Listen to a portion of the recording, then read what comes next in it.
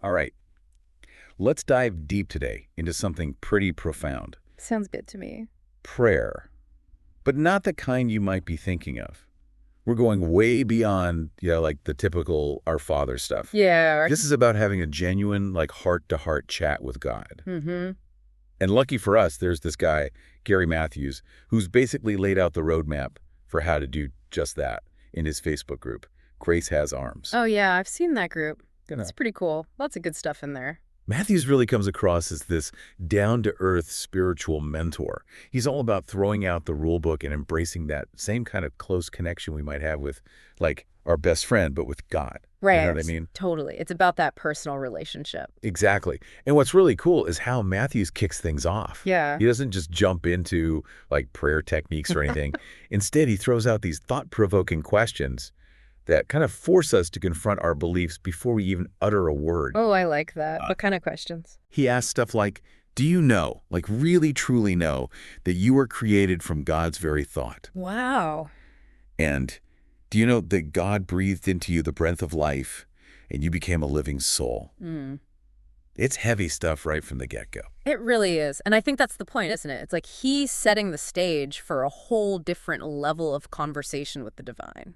He's not letting us off easy with just surface-level beliefs. He wants us to grapple with the core of our connection to God. Right. It's like he's trying to make us understand the sheer enormity of that connection. Exactly. We're not just like random beings floating around. Matthews really drives home that we are formed from the very essence of God. Yeah, that's a bold statement. Bold is right. And it's not just some vague, abstract idea either. Right. So I guess what I'm getting at is, what does it actually mean, practically, to be created from God's very thought? Well, Matthew suggests that it means we are inherently known and loved by God.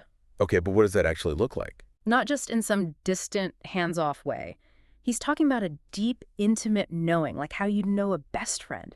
Understanding their joys and struggles, their quirks, everything. And it's not just about knowing, but about being loved for all of that. Fully seen and fully loved. That's pretty powerful. It is. And then there's that whole idea of carrying God's breath within us. That's about recognizing that divine spark in each of us, that connection to something much bigger than ourselves. So it's less about believing in God as some external entity and more about seeing ourselves as part of that divine energy, part of that creative force. Yeah, I think that's a good way to put it. This is like mind-blowing stuff. But then Matthews takes it even further. Ooh. He says that God experiences our lives, like everything, past, present, future, all at once. Wow. So it's like our entire existence is laid out before God like some kind of grand tapestry. I mean, what does that even mean for us down here? Just trying to get through each day. I think it's about recognizing that we're never truly alone. Ever. Mm. No matter what we're going through or what choices we make or what happens to us, God is right there with us, experiencing it all. And not just as a passive observer, but as someone who's deeply invested in our journey. That's a comforting thought. It is, right. Knowing that our entire life, with all its ups and downs, is held within God's awareness, it creates this incredible sense of safety and belonging. Like no matter what, we're held and loved. Absolutely. And Matthews emphasizes that nothing, absolutely nothing, can separate us from God's love.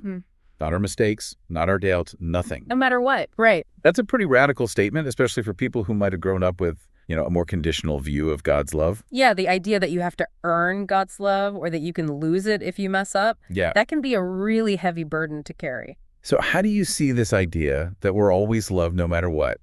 How does that actually play out in someone's life? Well, I think it can be incredibly liberating. Okay, yeah. If we truly internalize this idea, it can free us from that fear of judgment.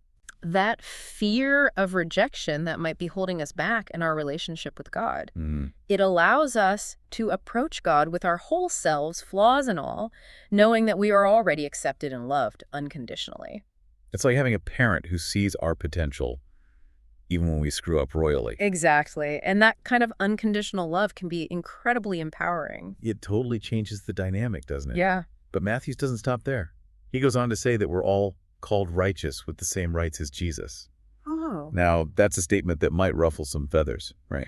It definitely pushes the boundaries of traditional religious thinking. How does this concept even line up with, the usual teachings about earning God's favor through good deeds and all that? It's a challenging idea, for sure.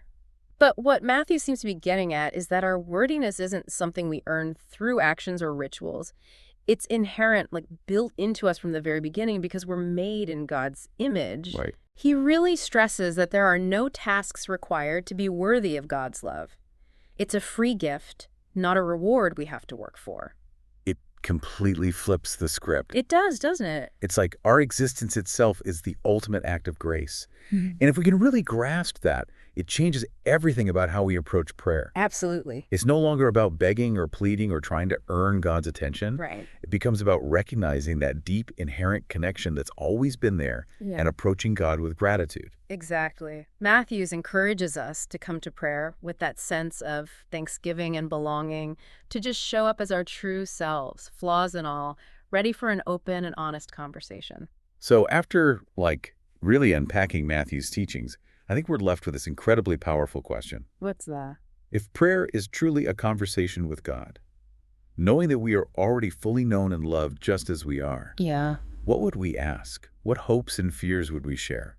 What would that conversation sound like? That's a beautiful question to sit with, isn't it? It is. One that I think could lead to a much deeper understanding of ourselves and our relationship with the divine. Absolutely.